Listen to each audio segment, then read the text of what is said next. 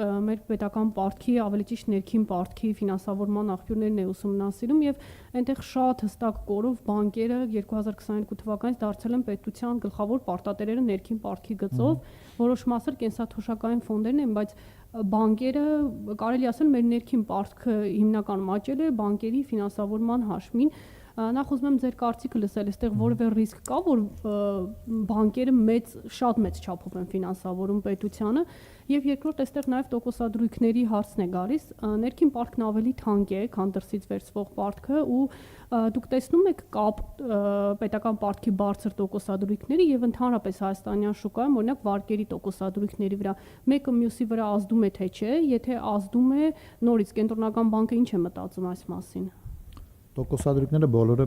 իրար հետ շահկապված են ու տեղակնհայտ է, որ կապ կա։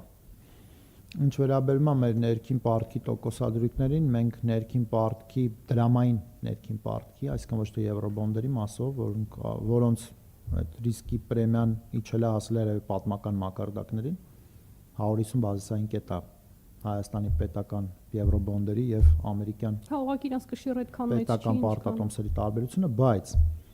այդտեղ մի բան էլ կա, որ երևի արժի նշել ու մեր ունկնդիրներին էլ հետաքրքիր կլինի, ինստիտուցիոնալ խաղացողների մուտք կա Հայաստանի պետական պարտքի շուկա, դրամային պետական պարտքի շուկա։ Եթե դուք մի քանի տարի առաջ նայեք, ինստիտուցիոնալ միջազգային համբավ ունեցող լուրջ խաղացողներ Հայաստանի պետական պարտքի դրամային կտորի մեջ չկար։ Այսօր պարտքի ամբողջ ծավալի մոտարապես 10%-ը իրանց մոտ է։ Այսինքն կան միջազգային խաղացողներ, առանց անուններ նշելու, որտեղ մեծ խաղացողներ են, լրջագույն։ Իրանք փաստորեն մեր պարտքի 10%-ը արդեն իրանց մոտ է ու իրանք են նպաստում նաև, որ մեր օրինակ 10 տարանոց պետական պարտատոմսերի եկամտաբերությունը այսօր բավականին ցածր է, իմ գնահատմամբ։ Իջանք մինչև 8%, հիմա 8-ից բարձր է, բայց էլի, այսինքն եթե համեմատեք ամերիկյան պետական պարտատոմսերի հետ, դոլարային արտահայտությամբ 10 տարանոց ամերիկյան պետական պարտատոմսերը 4.5%-ի կարգի է, 4.4։ Մերը ենթադրենք 8.8 դրամով։ Արդյոք դա լավ ցուցանիշ է, ես կարծում եմ, որ այո։ Մենք պիտի շարունակաբար աշխատենք այդ ուղղությամբ, որպեսզի այդ միջազգային խաղացողների մուտքը Հայաստանում ու իրանց ներկայությունը Հայաստանում մեծ լինի, որովհետև իրանց ներկայությունը ոչ միայն գումար է բերում, այլ գիտելիք է բերում, որտեղ մենք ենք սովորում արդեն ոնց հարաբերվել այդ միջազգային խաղացողների հետ, ոնց պատմել, ոնց ներկայացնել երկիրը, ու ամենակարևորը բերում է ներքին դիսցիպլինայի։ Այսինքն այդ խաղացողների հետ քո հարաբերությունները, եթե դու երկարաժամկետ ես կառուցում, այդտեղ կարևորագույն էլեմենտ է դառնում քո մակրոտնտեսական քաղաքականության պատշաճ լինելը։ Եթե հանկարծ իրանք տեսան, որ դու ֆիսկալում կամ դրամավարկայինում սեթևեթում ես, այսինքն չես անում այն ինչ որ խոստացել ես կամ այն ինչ որ ճիշտն է, այդտեղ դու խնդրեմ ես ունենալու։ Այսինքն ինքը որոշակի դիսցիպլինա է մտցնում մեր պետական տնտեսական քաղաքականության կառավարման օրակարգի մեջ։ Ինչ վերաբերում է կապին, բնականաբար կա կենտրոնական բանկի շատ կարճաժամկետ տոկոսադրույք, որը 6.5-ն է, կա դրա հիման վրա որոշակի ռեպոներ, որը որ մենք տալիս ենք առևտրային բանկերին, իրանք իրացվելիության տեսանկյունից տալիս են ուրիշ խաղացողների կամ կարճաժամկետ ներդրումներ են անում պետական պարտատոմսերում։ Մեծ է արդյոք մեր բանկերի տեսակարար կշիռը պետական պարտատոմսերի դրամային հատվածում, կդժվարանամ ասել, որտեղ կան երկրներ, օրինակ Ճապոնիան, որտեղ ամբողջությամբ ներքին պարտք է, իրանց պարտքը ՀՆԱ-ի 2 անգամից ավել է, 240%-ն է ՀՆԱ-ի ու գրեթե ամբողջ պարտքը ներքին պարտք է։ Հենց որ ես կարծում եմ, որ հիմնական շեշտադրումը պետք է դնել ինստիտուցիոնալների հետ մեր կապերը ամրապնդելու, ինստիտուցիոնալներին Հայաստանում հյուրընկալելու, իրանց մեր ապրանքման ծառայությունները վաճառելու համար։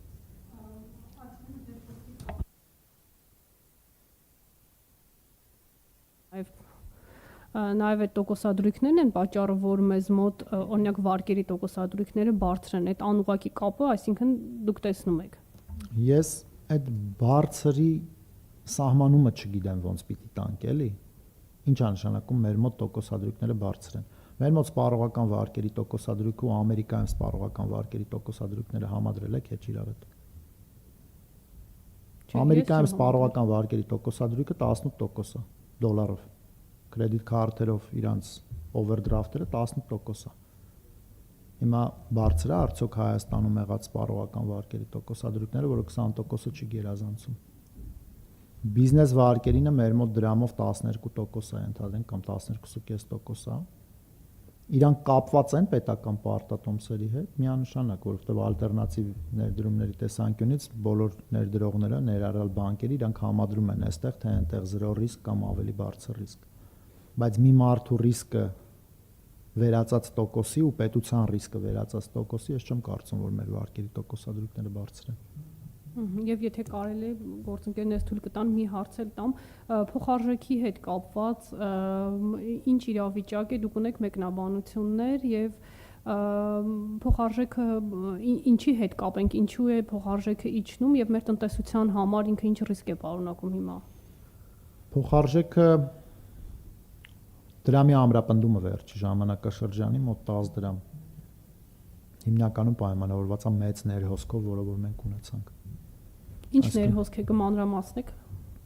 Շատ դժվար է ասել ներհոսքի բունեությունը, բայց մենք մի քանի ուղղություններով ենք տեսնում, դա туриզմն է, դա ֆինանսական ներհոսքն է, այսինքն մենք տեսնում ենք, որ կան երկրներ,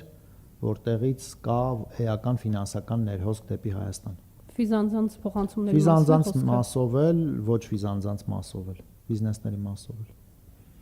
Ու այդ ստեղծվում է մի իրավիճակ, որ կենտրոնական բանկը անընդհատ միջամտում է ֆինանսական շուկային, չնայած մեր մոտ լողացող փոխարժեք կա, բայց մենք ստիպված ենք միջամտել, որովհետև օրեր է լինում, որտեղ կան բազում վաճառողներ ու մեծ գումարների, ներառյալ միջազգային ֆինանսական ինստիտուտները, ովքեր առնում են դրամով հայկական պետական պարտքը, բայց չկան գնորդներ, այսինքն միակողմանի շուկա է ձևավորում, որտեղ կենտրոնական բանկը մտնում է միջամտում է, ձեռք է բերում այդ հավելյալ արտարժույթը, որպեսզի փոխարժեքը չխաթարվի շատ ավելի մեծ չափով, ուտակում ենք որոշակի պահուստներ նաև ապագայի հետ կապված ինչ-որ տեսակետներից կամ մարտավարությունից ելնելով,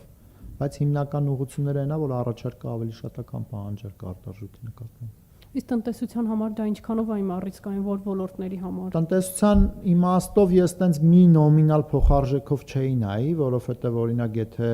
նայենք, որ մեր ամենամեծ արտահանման շուկան Ռուսաստանն է ու Եվրոպական միությունը,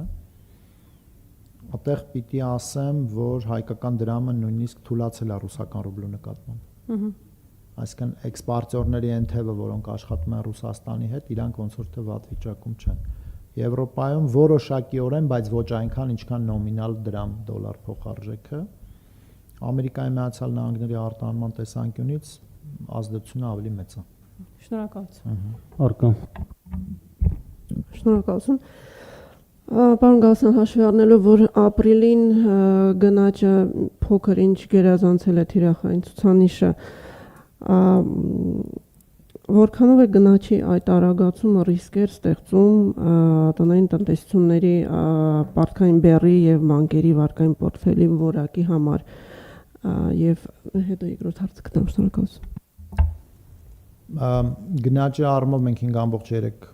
ունենք գնաճի թիվ, որը գերազանցում է մեր թիրախը, ու մենք շատ դուք տեսել եք, չէ՞, վերջին մեր խորհրդի արձանագրությունները դրամավարկային քաղաքականության որոշմանը հաջորդող խորհրդում տարբեր կարծիքներ կան, այսինքն խորհրդում կային կարծիքներ, որ մենք պիտի արդեն տոկոսադրույքը սկսենք բարձրացնել։ Այդտեղ ամենամեծ խնդիրը այն է, որ շատ դժվար է գնահատել երկու բան։ Առաջինը գնաճը պայմանավորող գործոնների դեկոմպոզիցիան, դա առաջարկա թե պահանջարկա, եթե առաջարկա բնականաբար մենք պիտի ավելի զգոնու համբերատար լինենք, եթե պահանջարկով է պայմանավորված մենք պիտի միջամտենք որոշակիորեն, ու այդտեղ որ դու նայում ես գնաճի կառուցվածքը, այս պայդրությամբ հիմնականում առաջարկա, բայց այնուամենայնիվ շատ գործոններ կան, որ մենք պիտի հաշվի առնենք։ Ռուսաստանի հետ հարաբերությունները, Ռուսաստանի տնտեսություն, միջին արևելքի պատերազմ, էներգակիրների գների աճ, հնարավոր զարգացման սցենարներ, գլոբալ ռեցեսիա աշխարհում, ֆիսկալ էքսպանսիա Հայաստանում, մեր ռիսկ պրեմիայի նվազում եւ այլն, այսինքն բազում գործոններ, որոնք մենք AOB սցենարների ներքո ներկայացրել ենք ձեզ նաեւ ձեր դատին,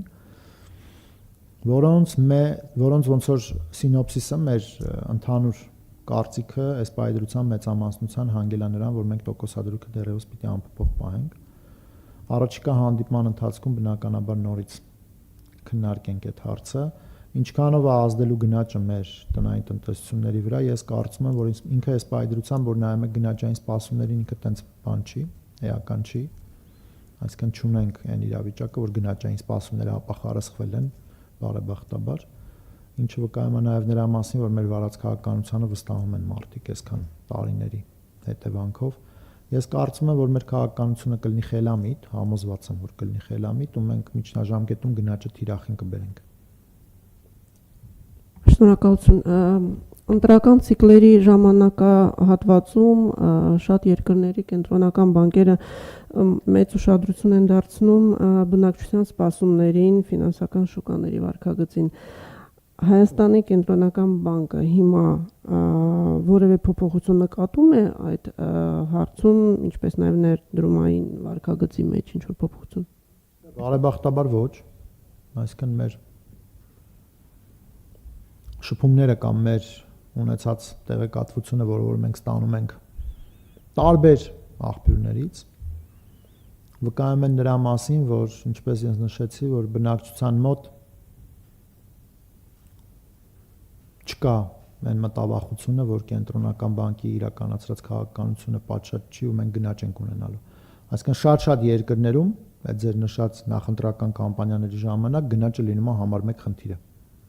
Թուրքիա, Ամերիկայի Միացյալ Նահանգներ եւ այլն զարգացած, ոչ զարգացած, զարգացող գնաճը լինում է դոմինանտ թեմա ընդհանուր քաղաքական բանավեճի ներքո, դիսկուրսի ներքո, մենք այդպիսի բան չենք տեսնում, որտեղ վերջին տարիների ընթացքում մեր կառավարման շնորհիվ Հայաստանում գնաճի խնդիրը եղել է լուծված։ Արդյոք դա նշանակում է, որ մենք բացառում ենք, որ մենք կունենանք ցավալի շոկեր, չէ,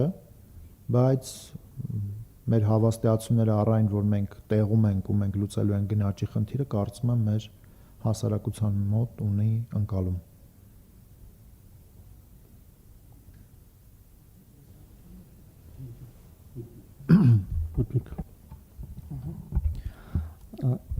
Շնորհակալություն։ Ինչ վերաբերում է պետական պատատոմսերի եւ բանկերի այդ